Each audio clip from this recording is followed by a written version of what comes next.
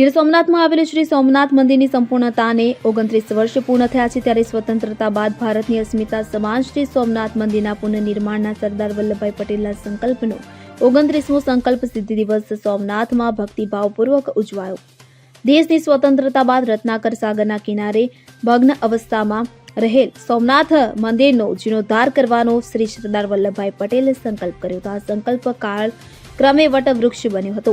11 મે 1951ના રોજ માર્ગ માત્ર ગર્ભગૃહનું નિર્માણ થયું અને દેશના પ્રથમ મહામહિમ રાષ્ટ્રપતિ શ્રી રાજેન્દ્ર પ્રસાદ દ્વારા પ્રાણ પ્રતિષ્ઠા કરવામાં આવી હતી। આગળ જતા નાગર સ્થાપત્ય શૈલીનું કૈલાસ મહામેરુ પ્રસાદ પ્રકારનું ભવ્ય સોમનાથ મંદિર નિર્માણ કરવાનું કાર્ય પ્રારંભ કરવામાં આવ્યું હતું। ટ્રસ્ટ દ્વારા શિખર અને સભા મંડપ ઉપરાંત મંદિરની આગળના ભાગે નૃત્ય મંડપ નિર્માણ કરવાનો નિર્ણય લેવામાં આવ્યો હતો। આમ કુલ 44 વર્ષીય આજનું પ્રવર્તમાન સોમનાથ મંદિર સંપન્ન થયેલું હતું।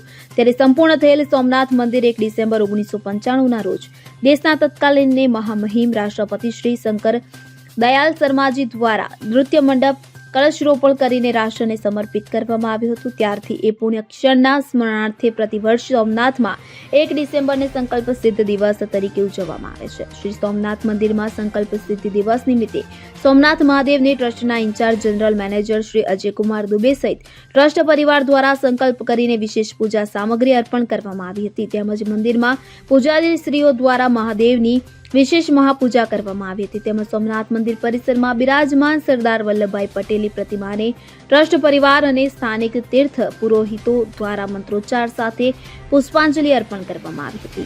जय सोमनाथ।